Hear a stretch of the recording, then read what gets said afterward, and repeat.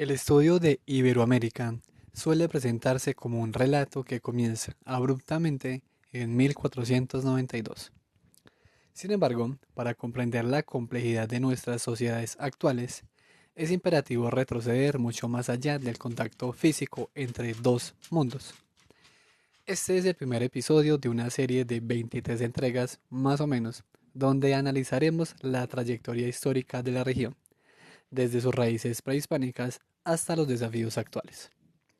Para este recorrido me apoyaré en Charles Mann, Leslie Bethel, Matthew Reston y sus 7 mitos de la conquista, la precisión política de John Leach y el análisis sociológico de Patricia Funes, entre otros referentes de la historiografía contemporánea.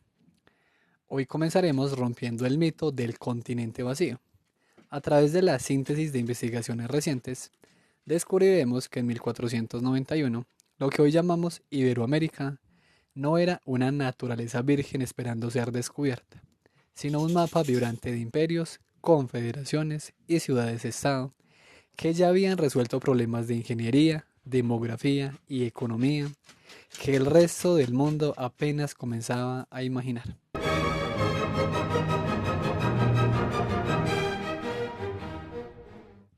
La historia suele escribirse en ocasiones desde la perspectiva desde los vencedores o en ocasiones desde la mirada limitada de quienes observan una realidad fragmentada sin comprender las causas de su declive. Imagine la escena. Un antropólogo llamado Alan Holberg se adentró en la selva boliviana en la década de 1940 para estudiar a los indios Sirio-No. Su descripción fue lapidaria. Los calificó como uno de los pueblos más atrasados del mundo, carentes de vestimenta, religión o estructuras sociales complejas. Holberg asumió que aquel estado de precariedad era la condición natural y eterna de dicho grupo. Sin embargo, aquel análisis contenía un error fundamental de perspectiva. Los Sirio-No no eran una reliquia de la Edad de Piedra, eran en realidad los supervivientes de una sociedad recientemente aniquilada. Solo 2 décadas antes, epidemias de viruela e influenza habían reducido su población en más de un 95%. Lo que el antropólogo observó no fue una cultura primitiva, sino los restos de un colapso social moderno provocado por patógenos externos. Este fenómeno de incomprensión se extiende a gran parte de la geografía iberoamericana. Si se sobrevuela la región de El Beni, en Bolivia, el paisaje revela una verdad que desafía la narrativa de la Tierra Virgen. Bajo la vegetación de la sabana se distinguen los montículos de Ibibate, elevaciones artificiales que albergan millones de fragmentos de cerámica. Estas estructuras, junto a una red de calzadas, canales y campos elevados de cultivo, demuestran que la zona estuvo densamente poblada y fue transformada por una ingeniería hidráulica sofisticada. En 1492, Colón no desembarcó en un desierto biológico, sino en un hemisferio profundamente humanizado, donde la naturaleza era el resultado de siglos de gestión activa. Cabe preguntarse entonces, ¿por qué las creencias tradicionales sobre el pasado americano han sido tan resistentes al cambio? Durante décadas, el consenso académico sostuvo 3 pilares que hoy se desmoronan. Una demografía escasa, una llegada humana tardía, es decir, el modelo Clovis de hace 13.000 años, y una supuesta pasividad ecológica. Las evidencias actuales en yacimientos como Monteverde en Chile sugieren que la presencia humana en el continente podría remontarse a 30.000 años o más. Además, se ha comprobado que los habitantes originarios no solo habitaban la Tierra, sino que la diseñaban mediante el uso controlado del fuego y la creación de bosques antropogénicos, alterando ecosistemas enteros para su beneficio. Uno de los hitos más sorprendentes de este proceso fue la revolución neolítica en el Nuevo Mundo. Mientras en Eurasia la agricultura se cimentó sobre cereales silvestres como el trigo, en Mesoamérica se produjo un milagro de ingeniería biológica, la creación del maíz a partir del teosinte, una hierba silvestre con apenas valor nutricional. La complejidad de esta transformación es tal que los biólogos contemporáneos aún debaten los mecanismos genéticos que la hicieron posible. A este avance se sumaron innovaciones intelectuales de primer orden. Civilizaciones como la Olmeca y la Maya desarrollaron de forma independiente la escritura, las matemáticas de alta precisión y de manera notable el concepto del cero, mucho antes que muchas culturas europeas. Para dimensionar la magnitud de este mundo en el año 1000 después de Cristo, es necesario observar la diversidad de sus centros de poder. En la cordillera de los Andes, estados como Tiwanaku y Wari levantaron pirámides y ciudades que resistieron crisis climáticas extremas. Simultáneamente, en las tierras bajas mayas, ciudades-estado como Calakmul y Tikal mantenían poblaciones que superaban las 100.000 personas envueltas en una red de alianzas y conflictos bélicos por la hegemonía regional. Incluso en el norte del continente, el centro urbano de Cahokia albergaba a miles de habitantes en una metrópoli rodeada de extensos maizales, siendo un núcleo poblacional que no tendría rival en tamaño al norte de México hasta el siglo XVIII. Este vasto tejido social próspero y tecnológicamente avanzado no desapareció por una supuesta inferioridad cultural, sino por la velocidad devastadora de las enfermedades. En pocas generaciones, la mortandad fue tan masiva que el recuerdo de estas civilizaciones se desvaneció, dejando un vacío que los observadores posteriores interpretaron erróneamente como una naturaleza salvaje e inexplorada. Si pasamos de la majestuosidad de las ciudades de piedra andinas y mayas a los densos bosques de la costa atlántica norteamericana, el panorama de principios del siglo XVII revela una realidad marcada por la desesperación y el oportunismo político, lejos del idilio romántico que la tradición posterior intentó construir.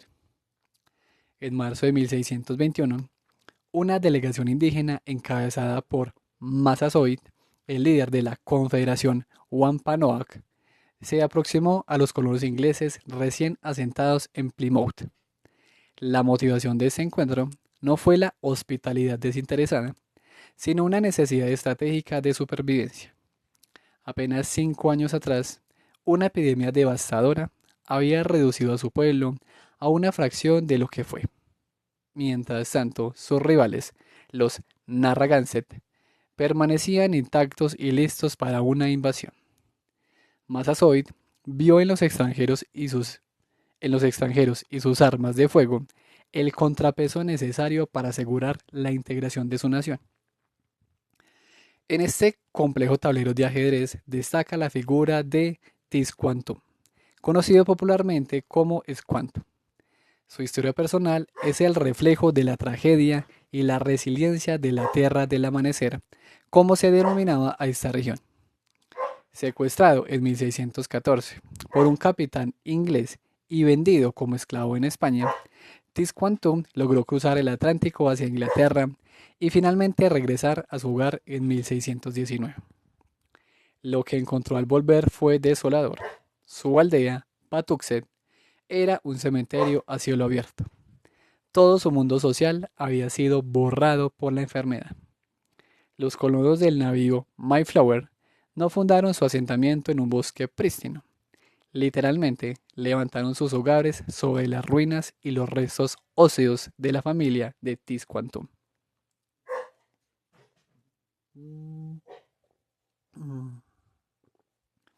Incluso la técnica de fertilizar el maíz con pescado, que la mitología estadounidense le atribuye como un saber ancestral, pudo ser una habilidad que el indígena adquirió observando a los campesinos europeos durante su cautiverio.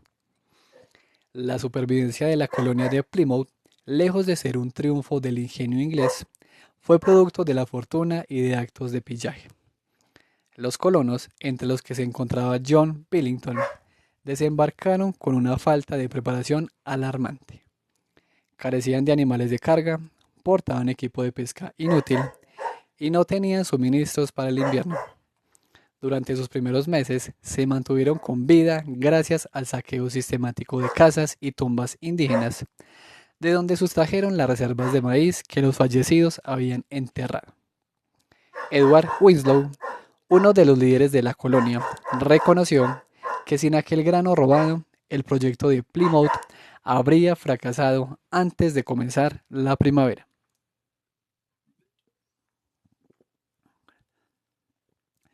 Es vital comprender que esta región, lejos de ser un desierto, albergaba sociedades con una organización dinámica y una cultura sofisticada.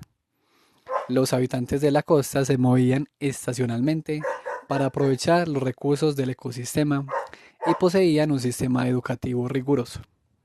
Los jóvenes destinados al liderazgo, como el propio Tisquantum, eran entrenados como una élite de guerreros y consejeros que debían demostrar una disciplina física y mental extrema. Sus conflictos bélicos, a diferencia de las guerras de exterminio que se libraban en Europa, eran incursiones limitadas orientadas a la restitución del honor o el estatus. No obstante, Tisquantum no fue un colaborador pasivo. Al verse como el único sobreviviente de su linaje, intentó manipular a los ingleses para reconstruir su propia base de poder. Mediante engaños, hizo creer a otros grupos indígenas que los colonos mantenían la peste enterrada bajo su almacén y que podían liberar la voluntad.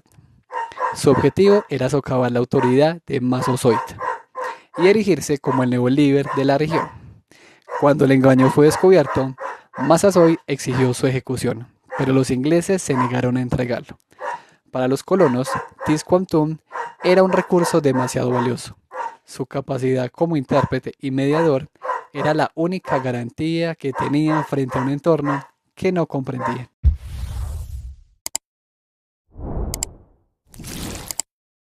En última instancia, el éxito del asentamiento europeo en esta parte de Norteamérica no respondió a una superioridad tecnológica o cultural. Fue el factor biológico el que despejó el camino. Entre 1616 y el 19, una epidemia, probablemente introducida por marineros extranjeros, redujo la población de la Confederación Wampanoag de 20.000 a menos de 1.000 personas. Fue este vacío demográfico repentino el que permitió que los colonos se establecieran en un territorio que solo unos años antes habría contado con la fuerza militar suficiente para repeler cualquier intento de invasión extranjera. La sofisticación de las sociedades de la costa atlántica, con sus alianzas y tensiones biológicas, palidece en escala cuando se analiza el fenómeno del Tahuantinsuyo, el imperio que en 1491 se consolidaba como el más extenso de la Tierra, superando en superficie a la China de la dinastía Ming y a la Rusia de Iván el Grande. La Tierra de las cuatro regiones se extendía por 32 grados de latitud, desde el sur de la actual Colombia hasta el centro de Chile, integrando desiertos costeros, selvas tropicales y cumbres andinas de más de 6.000 metros de altura.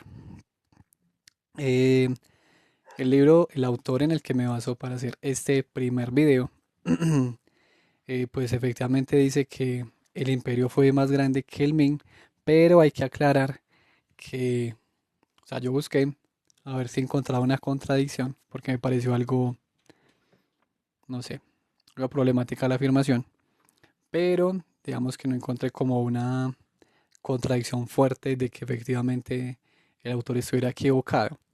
Lo que sí encontré es que, dado el caso, hablaríamos de que era más grande que la dinastía Ming, que en China, pero entonces concretamente en 1491, porque si retrocedemos, no sé, unos siglos, eh, el tamaño, la superficie que llegó a abarcar la dinastía Ming llegó a ser más del doble de grande que, que esa que estamos mencionando, que el Tahuantinsuyo.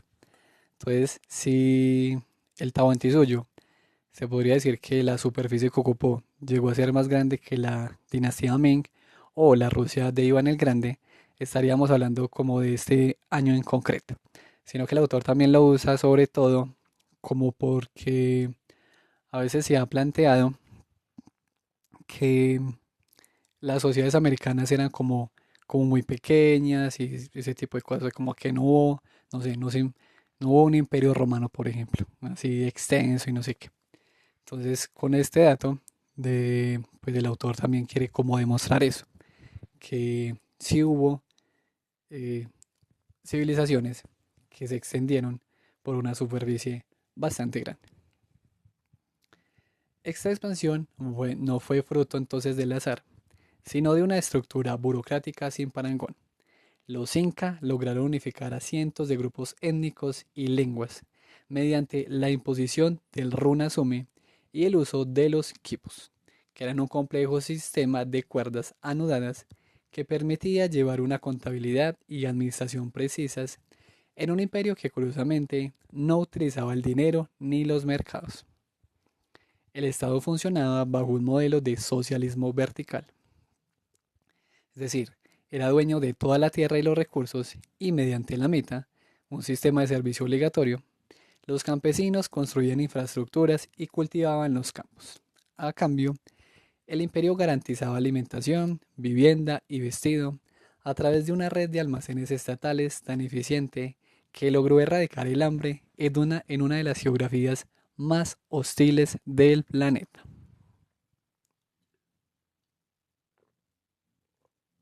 Mm. El motor de ese crecimiento fue Pachacuti, cuyo nombre significa el que sacude el mundo.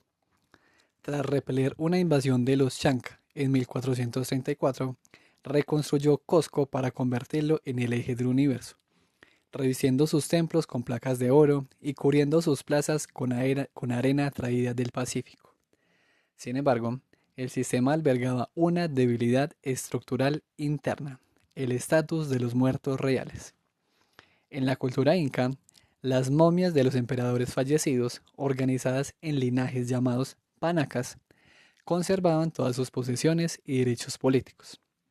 Como la riqueza de los gobernantes anteriores no pasaba al sucesor, cada nuevo inca se veía obligado a conquistar nuevos territorios para obtener sus propios recursos, lo que generaba una presión expansionista constante y una red de intrigas políticas entre las familias de los emperadores difuntos. Un imperio que se ve obligado a expandirse. ¿A quién se parecerá? No obstante, la caída de este coloso ante Francisco Pizarro en 1532 no puede explicarse simplemente por la superioridad del acero o la caballería española. Siguiendo las investigaciones de Henry Dobbins, se observa un patrón biocultural devastador. La enfermedad solía viajar mucho más rápido que los conquistadores.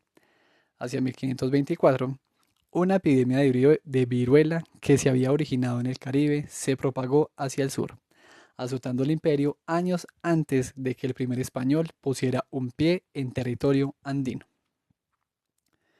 Esta pandemia biológica no solo diezmó a la población general, sino que acabó con la vida del emperador Huayna Capac y de su heredero designado, provocando un vacío de poder inmediato.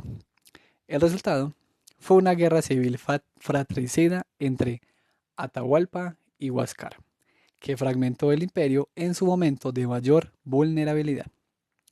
Cuando Pizarro desembarcó, no se enfrentó a un Estado en su apogeo, sino a una sociedad exhausta, cuya población se había reducido drásticamente y cuyas élites políticas estaban enfrentadas.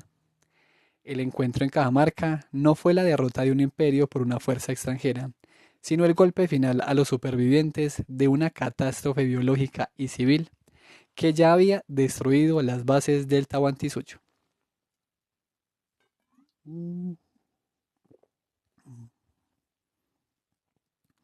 Si la caída del Tahuantinsuyo y de las naciones de la costa atlántica resultan impactantes, el análisis de la escala global de esta catástrofe revela un panorama aún más desolador. Para comprender la magnitud de lo que ocurrió en todo el continente, es preciso observar el rastro de destrucción que dejaron exploradores como Hernando de Soto. En 1541, al cruzar el río Mississippi, de Soto describió una región densamente poblada, con ciudades amuralladas, fosos defensivos y flotas de miles de guerreros en canoas. Sin embargo, el arma más letal que portaba no era el acero de sus espadas, sino los 300 cerdos que trasladaban como suministro de carne. Estos animales funcionaron como vectores de enfermedades zoonóticas como el anthrax, la tuberculosis y la leptospirosis, que se propagaron rápidamente entre la fauna local y las poblaciones humanas. El resultado fue un vacío demográfico sin precedentes. Cuando el francés Lasalle recorrió la misma zona un siglo después, en 1682, no encontraron rastro de las civilizaciones descritas por De Soto. La región se había transformado en una soledad absoluta. Pueblos como Los Cado vieron reducida su población de 200.000 a apenas 8.500 habitantes en este intervalo. Una caída del 96% que alteró para siempre el ecosistema de América del Norte. Ahí me recuerda un poco a Jared Diamond con ese libro Armas, Gérmenes y Acero, donde precisamente esa convivencia con animales domesticados, digamos que no es que en Europa o en Eurasia más bien no haya, no hayan sufrido estas enfermedades. Lo que pasa es que ese colapso demográfico lo sufrieron durante varias generaciones en Eurasia. Y digamos que ya habían pagado ya habían pagado el precio tanto de la agricultura, como lo vimos en su momento, y también ya habían pagado el precio en términos de los animales domésticos. Y el precio, pues aquí ya lo estaban pagando, pero en América. Cabe preguntarse por qué las poblaciones iberoamericanas y norteamericanas fueron tan vulnerables mientras los europeos sobrevivían. La respuesta reside en la genética de la vulnerabilidad. Debido a que los antepasados de los indígenas americanos cruzaron el estrecho de Bering en grupos reducidos, se produjo un cuello de botella genético que resultó en una homogeneidad extrema del sistema HLA, antígeno leucocitario humano. En una población diversa, siempre existen individuos con defensas naturales contra un microbio específico. Sin embargo, en el mundo precolombino, si un virus lograba superar la valla inmunológica de una persona, podía infectar al resto de la comunidad con la misma facilidad. Además, se ha descubierto que el sistema inmunológico indígena estaba biológicamente programado para combatir parásitos internos, lo que los dejaba desarmados ante los virus y bacterias respiratorias traídas de ultramar. Y también volviendo a Jared Diamond, Eurasia, al compartir casi que una misma, ¿cómo se llama esto? Bueno, toda la Europa, Eurasia, digamos, es así, en una parte del planeta. Entonces tienen en muchos casos un clima muy parecido. Entonces, en cambio en América, usted ve la Tierra no es tanto así, sino que es así. Entonces, el traslado se dificulta más porque hay mayores cambios geográficos de norte a sur que de este a oeste. Eso también influye, por ejemplo, en el traslado de los alimentos. Se puede estar cultivando algo en México y trasladarlo, digamos, hasta lo que hoy es Panamá. Es difícil porque el clima, el entorno, la geografía puede cambiar bastante. En fin. Y por supuesto también si pensemos un poco en siguiendo, o sea, siguiendo la tesis de Diamond, pero adaptándola a algunas culturas. Pensemos, por ejemplo, en las culturas que están en el Mediterráneo, los fenicios y todo esto, que por ejemplo llegaron a España y tuvieron contacto con los tartesos y hubo una transformación. Entonces en Eurasia había muchos contactos, bueno, si ustedes piensan, no sé, fenicios, tartesos, cartagineses, romanos, griegos, cuando tuvieron comunicación también con Anatolia, Egipto, en fin, aunque Egipto hubo algo de demora, pero bueno, en algún momento también hubo mucha comunicación. Entonces hay todo un intercambio de alimentos, de enfermedades y de maneras de organizarse que en América eran más difíciles en algunos momentos, precisamente por la dificultad del traslado. No tanto del traslado humano, sino de adaptar, por ejemplo, usted desarrolla una agricultura y entonces tenía que adaptarla a los nuevos cambios. En cambio en Eurasia, exceptando por supuesto Europa, porque en Europa era bastante difícil cultivar algunos alimentos, bastantes alimentos, pero en fin, me entienden, había un intercambio mayor. Esta realidad ha alimentado entonces un intenso debate académico entre los denominados altos contadores y bajos contadores. Investigadores como Henry Dobbins transformaron la historiografía en 1966 al proponer que América albergaba a unos 100 millones de personas antes de 1492. Dobbins argumentó que las estimaciones coloniales eran sistemáticamente bajas porque las epidemias solían preceder a los exploradores por décadas, despoblando las zonas antes de que pudieran realizarse censos. Aunque las cifras exactas siguen siendo objeto de disputa, hoy existe un consenso. El hemisferio no era un continente vacío, sino un territorio que hormigueaba de actividad humana. Incluso siglos después del contacto inicial, las enfermedades continuaron moldeando el destino de las naciones. Entre 1775 y el 82, una gran pandemia de viruela se originó en la Ciudad de México y se extendió como un rastro de pólvora hacia el norte. Esta plaga devastó a los Hopi, desviviendo al 90% de su población y frenó el avance de los comanches, permitiendo que los españoles mantuvieran temporalmente el control de Santa Fe. En el lejano norte, guerreros de la nación Pies Negros encontraron campamentos Soshone, donde la muerte ya se había adelantado, infectándose al intentar saquear a sus enemigos agonizantes.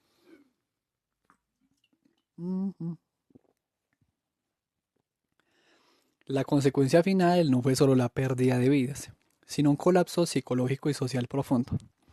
Sociedades enteras se convirtieron en comunidades de huérfanos y viudos, donde la muerte masiva de ancianos y sacerdotes significó la pérdida irreparable de milenios de historia oral, conocimientos técnicos y tradiciones. Este trauma colectivo llevó a muchas culturas a cuestionar sus propios sistemas de creencias, facilitando involuntariamente la imposición de nuevas estructuras coloniales sobre las cenizas de un mundo que apenas unas generaciones antes había sido uno de los más vibrantes y poblados del planeta. Que claro, se piensa que el hecho de que muchas personas mueran por una enfermedad no solo es que ellos murieron, sino que si una sociedad tiene toda una estructura en la que está organizada y líderes y todas, obviamente fue de todas las capas. Si una sociedad tiene varias capas y grandes personajes, incluso personas que, o sea, no, un gran personaje no tiene necesariamente que ser un líder, sino que hay personas en una sociedad que a pesar de que su estatus no sea muy alto, permiten que la sociedad funcione. Entonces, si usted tiene una muerte masiva de la población, entonces también toda esa estructura se cae. Entonces ahí es donde no solo hay un cuestionamiento de las creencias, como lo tuvo en su momento también, por ejemplo, Europa con la peste negra, que eso también fractura un poco va a ser uno de los factores que va a ayudar a fracturar ese sistema feudal, precisamente porque usted se cuestiona muchas cosas cuando algo así pasa. Y si fuera de eso, le suma que hay otros que vienen de afuera, parece que quizás las enfermedades no les están dando tan duro. Entonces, claro, hay un cuestionamiento de sus creencias y por supuesto, si usted era 100.000 personas y ahora son 10.000, entonces también va a ser más, si usted quisiera dominar esas personas, sería más sencillo. Y si luego va a reemplazar esas personas con personas de otro continente que hablan otro idioma, en fin. Al profundizar en el origen de las civilizaciones que hemos analizado, es inevitable enfrentarse a lo que los científicos denominan las guerras del Pleistoceno. Este conflicto intelectual no se libró con lanzas, sino en los laboratorios y yacimientos arqueológicos, debatiendo cuándo y cómo llegaron los primeros seres humanos a las Américas. Durante gran parte del siglo XX, la arqueología estuvo bajo la sombra de Ales Lick, o como se pronuncie, un influyente investigador de la institución Smithsonian cuya actividad escéptica rayaba en la hostilidad. Lick desacreditó sistemáticamente cualquier hallazgo que sugiriera que el hombre habitó el continente durante la era de hielo, imponiendo un silencio académico que duró décadas por temor a represalias profesionales.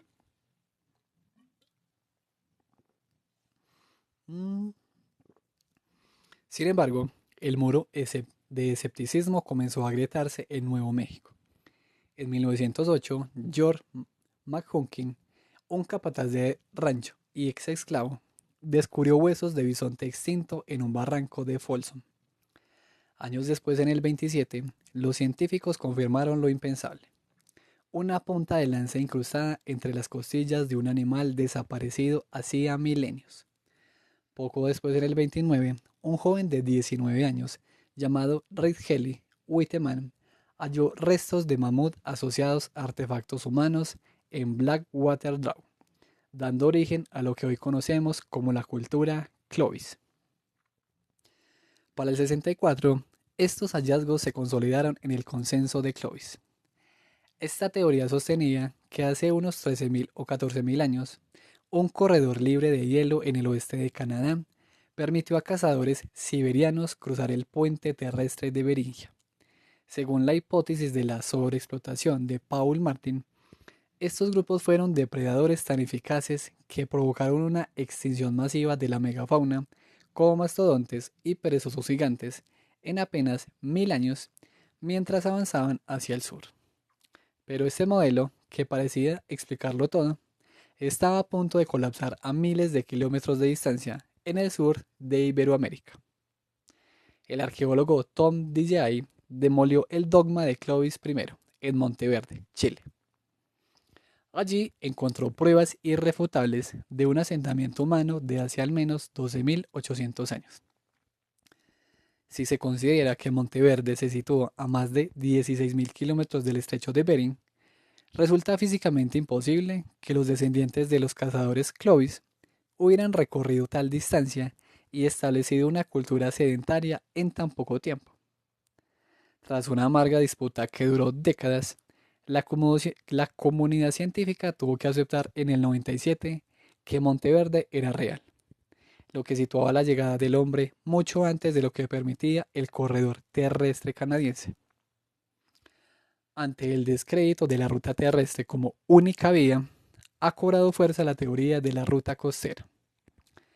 Esta propone que los paleoindios pudieron bordear la costa del Pacífico en botes, aprovechando refugios templados en las islas mientras los glaciares aún cubrían el interior del continente.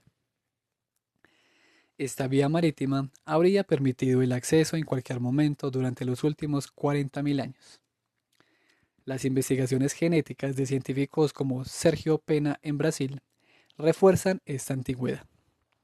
Aunque la mayoría de los indígenas americanos comparten ancestros con poblaciones del sur de Siberia, la diversidad genética y los restos físicos encontrados en lugares como la Goa Santa sugieren una historia mucho más profunda y compleja.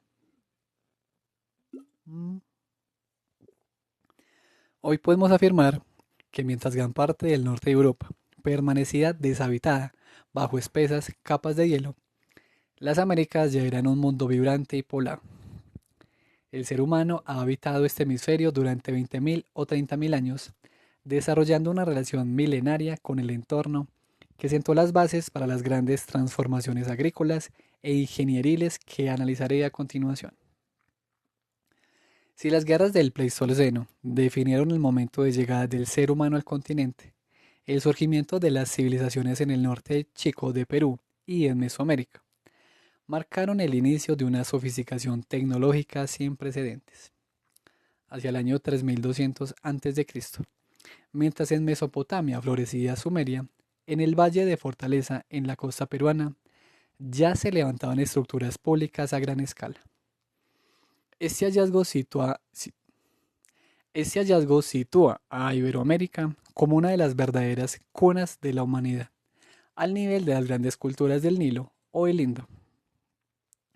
En este entorno árido, los antiguos peruanos desarrollaron una ingeniería innovadora para proteger sus construcciones de la inestabilidad sísmica de la región.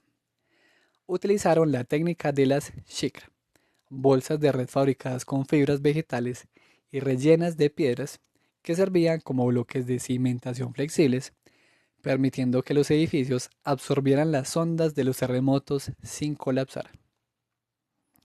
Sin embargo, el origen de esta prosperidad ha generado una de las disputas teóricas más fascinantes de la arqueología, la hipótesis de las bases marítimas conocida como MFAC. A diferencia de otras civilizaciones antiguas que dependieron de los cereales, investigadores como Michael Moseley propusieron que la civilización andina se nutrió del mar. En asentamientos costeros como Áspero, se obtenía el 90% de la proteína de la inmensa riqueza de la corriente de Humboldt, basando su dieta en el consumo masivo de anchoas y sardinas. No obstante, la proteína marina era solo una parte de la ecuación. La civilización necesitaba tecnología, y esta nació en el interior de los valles a través de lo que podría denominarse el reino del algodón. En ciudades como Caral o Huarincanga, los habitantes cultivaban algodón mediante complejos sistemas de irrigación. Se estableció así un intercambio vital. Los pescadores de la costa entregaban proteína a cambio del algodón necesario para fabricar redes y cuerdas de gran resistencia. Según el arqueólogo Jonathan Haas, el control de ese intercambio estratégico y el almacenamiento del algodón permitieron la aparición del primer gobierno centralizado en las Américas.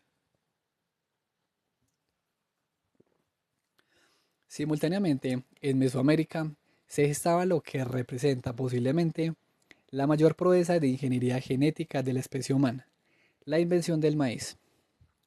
A diferencia del trigo o el arroz, cuyos ancestros silvestres son fácilmente identificables, el maíz fue creado a partir de una hierba silvestre llamada teosinte, que carece de una mazorca comestible. El proceso de transformación fue tan radical y complejo que aún asombra a los biólogos modernos, quienes estiman que esta manipulación biológica ocurrió hace más de 6.000 años. Este avance biológico se integró en un sistema de policultivo sofisticado conocido como la milpa. En este esquema, el maíz, el frijol y la calabaza crecen juntos en una relación de beneficio mutuo. El maíz agota el nitrógeno del suelo, mientras que el frijol lo repone. Nutricionalmente, la combinación de estos tres productos ofrece una dieta compleja y equilibrada. El éxito de este sistema permitió el surgimiento de la cultura olmeca y definió la identidad de los pueblos de religión que se conciben a sí mismos como hombres de maíz.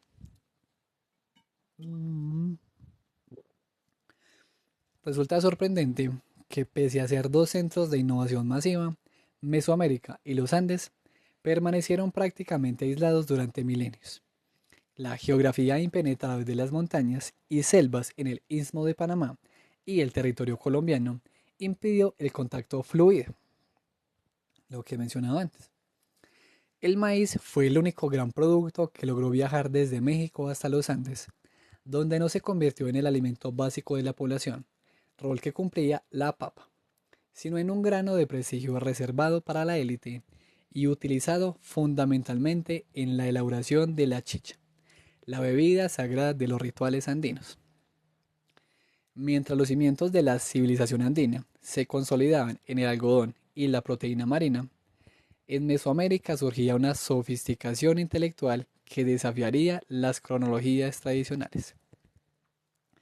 En 1939, el arqueólogo Matthew Stirling descubrió en Veracruz la estela C,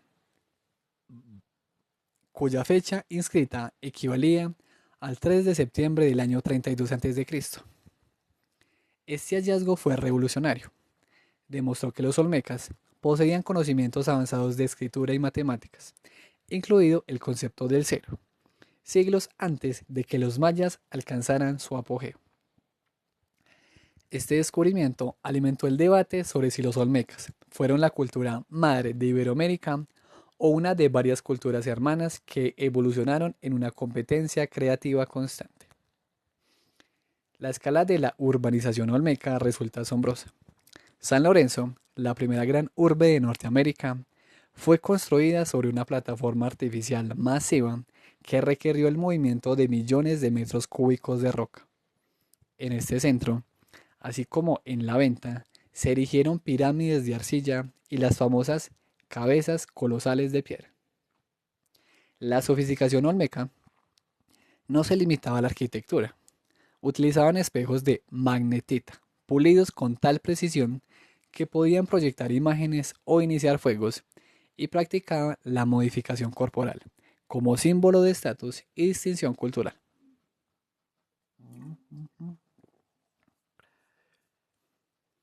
Hacia el año 750 a.C., en Oaxaca, los zapotecos marcaron otro hito con la inscripción grabada más antigua de América en San José de Mogote. Posteriormente, levantaron Monte Albano, el primer poder imperialista de la región, situado en la cima de una colina nivelada artificialmente. Esta ciudad dominó un territorio de 25.000 kilómetros cuadrados y albergó a más de 17.000 personas. Paralelamente, los mixtecos o Notsawi legaron una rica historia a través de sus códices de piel de venado, que narran epopeyas como la de Ocho Venado Garra de Jaguar, un líder que en el siglo XI unificó diversos estados mediante una combinación de fuerza militar y alianzas matrimoniales estratégicas. Surge aquí una paradoja que ha intrigado a los historiadores: el uso de la rueda. En tres zapotes se han hallado figuritas de animales con ejes y ruedas funcionales que datan del año 1000 a.C. Sin embargo, a pesar de conocer el principio físico, los pueblos mesoamericanos nunca la emplearon para el transporte o la carga pesada. Esta decisión no respondió a una falta de ingenio, sino a una lógica geográfica y biológica. La ausencia de animales de tiro, extintos tras el Pleistoceno, y un terreno extremadamente accidentado hacían que la rueda fuera menos eficiente que el transporte humano. Eso lo vimos también cuando hablamos de Jared Diamond, sino que cuando yo en el video de Jared Diamond no solo hablo del planteamiento de Jared Diamond, sino de algunas críticas que han surgido al libro y también unos aportes que complementan lo que Jared Diamond dice. Y en ese video precisamente vimos que la geografía era, o sea, no es lo mismo una geografía, no sé, piensen en Mesopotamia o estos lugares allá, piensen cómo se movería la rueda en muchas zonas de Eurasia. Ahora, ¿cómo se mueve la rueda? Ahora porque tenemos caminos, carreteras y aplanamos el terreno para que las cosas puedan rodar. Pero en cuántos lugares habitados en ese momento la rueda sería eficiente. O sea, no sería, por ejemplo, si hay muchos, por ejemplo, en montañas y en ciertos, sí, en ciertos entornos geográficos, ¿cuántas veces no se pararía esa rueda? Y por tanto no va a ser tan eficiente. Y lo otro que también lo vimos en ese momento, que lo acabo de mencionar, son los animales. Si no hay animales domesticados y que tengan cierto tamaño, ¿cómo hace usted que esa rueda entonces sea arrastrada de una manera eficiente? Entonces el humano, en ese sentido, era más eficiente. Y eso también va a tener que ver con el tema de la agricultura, ya que el arado de la tierra pues va a ser mucho más fácil con unos animales que tienen la fuerza que uno humano no tiene. En fin, en los Andes, para el año 1000 después de Cristo, el poder se dividía entre dos estados precursores del imperio inca, Huari y Tiwanaku. Los Huari fueron maestros de la ingeniería agrícola, reclamando más de 400.000 hectáreas mediante la invención de terrazas de cultivo e irrigación, que permitieron el ascenso del maíz a altitudes extremas. Por su parte, Tiwanaku, cerca del lago Titicaca, funcionaba como un centro ceremonial masivo cuya arquitectura, como la Puerta del Sol, estaba diseñada para irradiar una poderosa ideología religiosa. Un ejemplo fascinante de su coexistencia se encuentra en Cerro Baúl, donde culturas convivieron durante 2 siglos de forma pacífica, pero manteniendo fronteras culturales estrictamente delimitadas.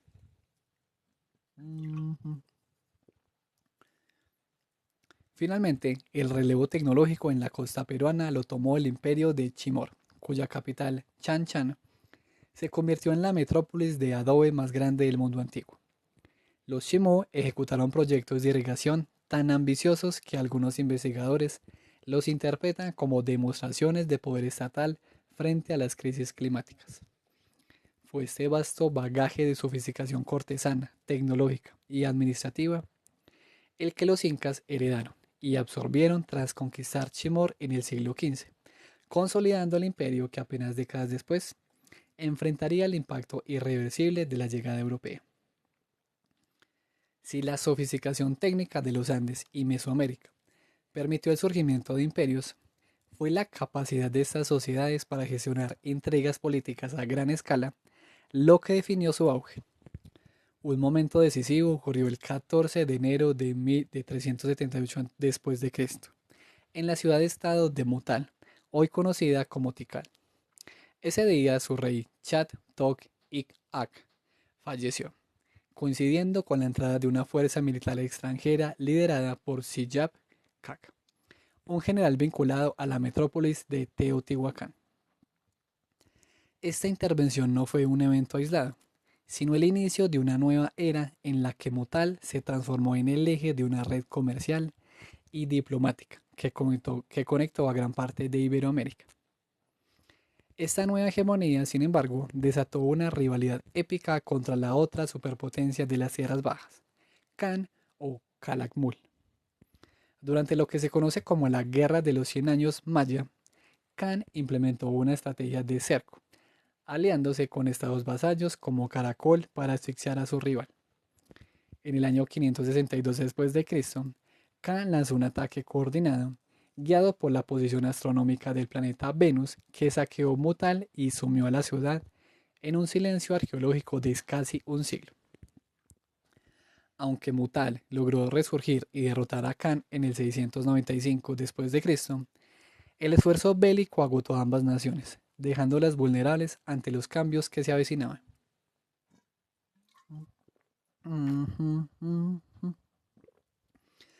Hacia el año 900 después de Cristo, el abandono de las ciudades del sur planteó uno de los mayores enigmas de la historia, el colapso maya. Si bien existió una sequía severa en el siglo IX, la evidencia sugiere una paradoja. Mientras las ciudades húmedas del sur colapsaban, centros del norte mucho más secos como Chichén Itzá prosperaron. Eso indica que el desastre no fuera puramente ecológico, sino un fracaso político de las élites. Absortas en guerras constantes, perdieron la capacidad de gestionar los complejos sistemas de irrigación y conservación de suelos de los que dependía su supervivencia. Lejos de allí, al norte del Río Grande, surgía otra metrópolis que desafía la noción de una Norteamérica poco poblada, Cahokia. Entre los años 950 y 1250 después de Cristo, este centro albergó una sociedad rígidamente estratificada, gobernada por reyes divinos que supervisaban la construcción de montículos de tierra monumentales. El mayor de ellos se elevaba 30 metros sobre el nivel del suelo, sirviendo como templo y centro administrativo. Sin embargo, Cahokia sufrió un destino similar al de los mayas del sur. La deforestación masiva para la construcción y el combustible provocó inundaciones catastróficas que minaron la legitimidad de sus gobernantes, llevando al abandono de la ciudad hacia el año 1350 después de Cristo.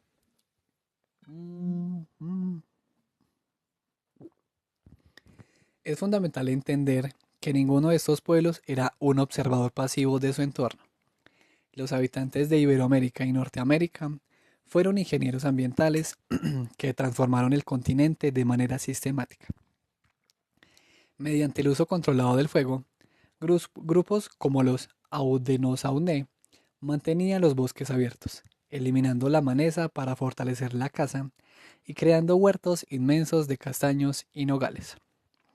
Lo que los colonizadores europeos describieron más tarde como una tierra virgen, era en realidad un paisaje diseñado por el hombre durante milenios.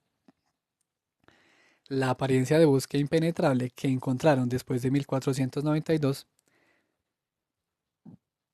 fue el resultado del despoblamiento masivo causado por las epidemias, que permitió que la naturaleza recuperara un terreno que antes estaba bajo estricto control humano.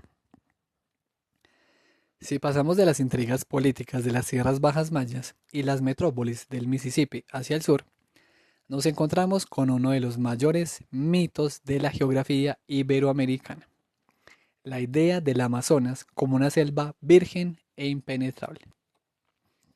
Durante siglos, el relato de Gaspar de Carvajal sobre la expedición de Francisco de Orellana en 1541 fue descalificado como una fantasía. Carvajal describió un paisaje sorprendente, con asentamientos tan densos que apenas había un tiro de ballesta entre aldea y aldea, y ciudades que se extendían por kilómetros con calles en cuadrícula y templos decorados. Sin embargo, la ciencia del siglo XX, liderada por figuras como Betty Meggers, impuso la tesis de la prisión verde. Según esta visión, el suelo amazónico era tan pobre en nutrientes que resultaba imposible que sustentara civilizaciones complejas, condenando a sus habitantes a un nomadismo perpetuo. No obstante, a partir de la década de 1980, este consenso comenzó a desmoronarse. La arqueóloga Anna Roosevelt demostró en la isla de Marajó que la cultura marajóara no fue un remanente fallido, sino una potencia que albergó a más de 100.000 personas durante un milenio. Estos antiguos habitantes no solo sobrevivieron al entorno, sino que lo transformaron radicalmente mediante una proeza de ingeniería biológica, la terra preta do indio o tierra negra. A diferencia del suelo rojizo y estéril de la selva, la terra preta es un suelo oscuro y extremadamente fértil creado deliberadamente por el hombre mediante la adición de carbón vegetal y restos orgánicos. Este suelo no solo retiene nutrientes por milenios, sino que tiene la asombrosa capacidad de regenerarse, permitiendo una agricultura intensiva en el corazón del trópico. Esta capacidad de terraformar el paisaje sugiere que el Amazonas fue en realidad un inmenso huerto gestionado. Se estima que al menos el 12% de la selva actual es de origen antropogénico. Los indígenas reemplazaron especies de árboles de escaso valor por variedades productivas como el cacao, el acai y la palmera de melocotón. En regiones como el Xingu, las investigaciones de Michael Herkenberger han revelado una red de ciudades jardín, conectadas con calzadas anchas y puentes. Un urbanismo sofisticado que integraba las aldeas con el bosque gestionado de forma armoniosa. Cabe concluir que la selva impenetrable que encontraron los exploradores de los siglos posteriores no era el estado natural de la región, sino un desierto artificial. Tras el impacto de las enfermedades europeas, la población fue aniquilada con tal rapidez que las ciudades y huertos fueron devorados por la vegetación en apenas unas décadas. Lo que los naturalistas llamaron Tierra Virgen eran en realidad las ruinas de una civilización que había logrado dominar la ecología tropical, creando uno de los paisajes humanizados más vastos y productivos de la historia.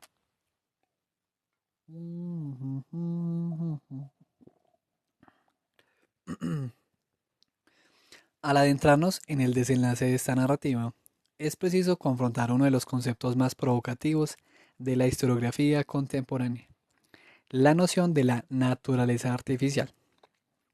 Tras la fragmentación de Pangea hace 200 millones de años, la vida en Eurasia y las Américas evolucionó en un aislamiento casi total. El encuentro iniciado en 1492 rompió esta barrera, desatando una liberación ecológica sin precedentes. Especies europeas, al verse libres de sus depredadores y parásitos naturales, se multiplicaron de forma descontrolada. Imagine la escena: las alcachofas silvestres inundando las pampas de Argentina y Uruguay, o la menta apoderándose de los valles andinos, alterando para siempre el equilibrio biológico del continente. Este fenómeno dio origen al mito de la naturaleza prístina. La imagen de una Iberoamérica y una Norteamérica como desiertos salvajes e intocados es en realidad una construcción errónea de los colonos y naturalistas posteriores. Lo que ellos interpretaron como naturaleza pura era la tierra viuda de una civilización caída. Antes del contacto, los indígenas habían transformado vastas extensiones del hemisferio en entornos artificiales diseñados para la vida social. La selva impenetrable y el bosque denso que encontraron los exploradores del siglo XVIII y XIX no estaba entonces en un estado original del continente, sino que era un resultado directo de una catástrofe demográfica que permitió a la vegetación devorar ciudades, campos de cultivo y huertos gestionados. Esta alteración del equilibrio humano provocó explosiones demográficas animales que hoy consideramos erróneamente como naturales. Un caso emblemático es el de la paloma pasajera. Las crónicas del siglo XIX describían bandadas de miles de millones de aves que oscurecían el cielo, pero las evidencias sugieren que esta abundancia fue una anomalía. Antes de 1492, los seres humanos competían con estas aves por los frutos secos y mantenían sus poblaciones bajo control mediante la caza y la gestión forestal.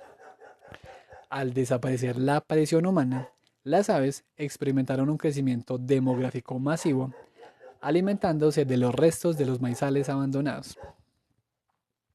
Un fenómeno idéntico ocurrió con los bisontes.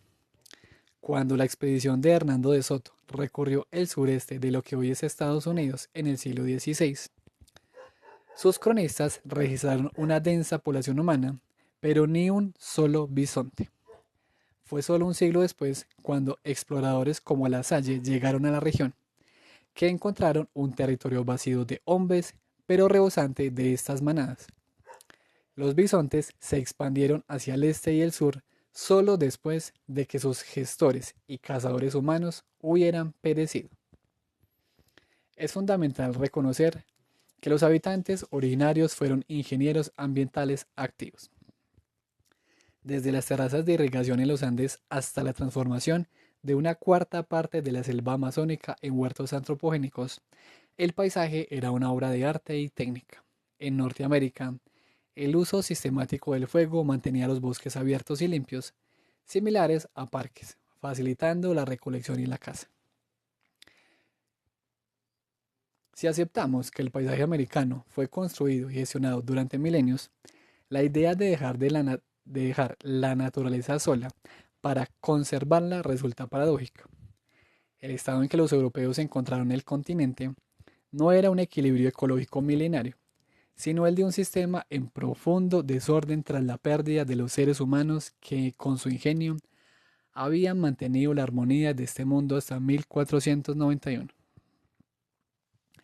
Como cierre de esta crónica sobre la sofisticación del mundo antes de 1492, es imperativo analizar la influencia política que las naciones del norte ejercieron sobre la concepción moderna del individuo.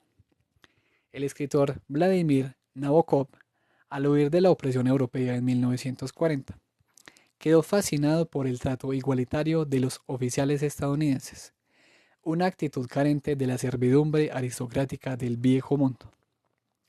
Este rasgo, que define gran parte del carácter en las sociedades americanas, no es un producto espontáneo de la Ilustración europea, sino una herencia directa de las estructuras políticas indígenas que los colonos encontraron y en muchos casos emularon.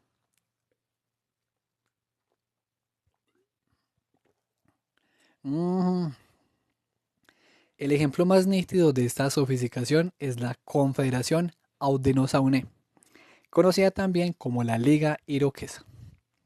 Su origen se remonta a una era de conflictos fratricidas que finalizó gracias a la labor de un profeta llamado Deganawida. Al padecer un impedimento en el habla, Deganawida se valió de Ayenwata para difundir la gran ley de la paz. Mediante la metáfora de las fechas, donde una es frágil, pero 5 unidas son irrompibles, convencieron a las naciones de integrarse en una alianza. Según registros astronómicos vinculados a un eclipse solar que marcó su fundación, investigadores estiman que este parlamento representativo nació en agosto de 1142, consolidándose como una de las democracias operativas más antiguas del planeta. La libertad individual de esos pueblos resultó incomprensible para los europeos del siglo XVII. Observadores como el barón de Laontan registraron con asombro que naciones como los hurones consideraban a los europeos esclavos y almas miserables por someterse ciegamente a la autoridad de un rey. Para el pensamiento indígena, la desigualdad económica era una aberración. Ya en el siglo XVI, el filósofo Michel de Montaigne recogió el testimonio de indígenas que visitaron Francia. Estos expresaron su estupor al ver que la mitad de la población, sumida en la pobreza, toleraba ver a otros atiborrados de lujos en lugar de rebelarse contra semejantes injusticias. Esta autonomía personal era tan atractiva que generó un fenómeno social inquietante para las autoridades coloniales, el caso de los cautivos blancos. Benjamin Franklin observó con perplejidad que los colonos capturados por grupos indígenas, tras experimentar el trato igualitario y la libertad de sus captores, a menudo se negaban a ser rescatados. Si eran obligados a regresar a las ciudades coloniales, muchos escapaban de nuevo hacia los bosques, incapaces de reintegrarse a un sistema social basado en la jerarquía y la represión. En última instancia, el concepto contemporáneo de libertad universal no fue una exportación europea hacia América, sino una transformación nacida del encuentro con estas culturas antiautoritarias. Cabe afirmar que en gran medida, los ciudadanos modernos que valoran la igualdad y la autonomía son en espíritu hijos de los Haudenosaunee. Si una persona actual pudiera conversar con un miembro de esta confederación de 1491, encontraría en él a alguien mucho más cercano a sus propios valores que sus propios antepasados europeos de la misma época. La desaparición de la mayoría de estas sociedades no fue solo una tragedia demográfica, representó la pérdida de una vasta biblioteca de conocimientos y formas alternativas de organización humana que habrían enriquecido profundamente el curso de la historia global. Bueno, y hasta aquí este primer vídeo sobre la historia de Iberoamérica. Por ahí ya he hecho otros, es cierto, en cuanto, por ejemplo, la crisis de la deuda eh, latinoamericana, aunque algunos no están muy de acuerdo con ese término latino, o América Latina. También hice uno sobre la minería canadiense. Entonces, en lo que corrijo es Iberoamérica. Eh, También hice uno sobre la historia económica de lo que sería, sobre todo, Hispanoamérica, porque no sé si metí a Brasil. En fin, pero entonces en ese momento los hice como videos individuales. En cambio, en este caso, pues sí voy a hacer como una lista de reproducción en la cual sí va a haber como una cronología en esta historia. Entonces comencé con este libro de Charles Mann que se llama Nuevas Revelaciones de América Latina antes de Colón y por supuesto complementé su relato con algunos otros autores que como siempre les dejo como bibliografía y pues entonces seguiremos. Ah, y hay otro video. Hay uno que se llama Las Indias no eran colonias. Pero nuevamente, eran videos que incluso se pueden integrar a esta lista de reproducción. Creo que lo voy a hacer. Pero entonces, la idea es eso. Hacer una lista de reproducción. Y en el próximo video, creo que voy a hablar, muestra de qué era. lo de los 7 mitos de la conquista española, que es un texto de Matthew Restal. También ya hice un video, pero no sé si es de Colombia, sobre los 7 mitos de la independencia, que precisamente dice 7 mitos porque el autor se inspira o sigue la línea de Matthew Restal y por eso solo escoge 7, a pesar de que hay más.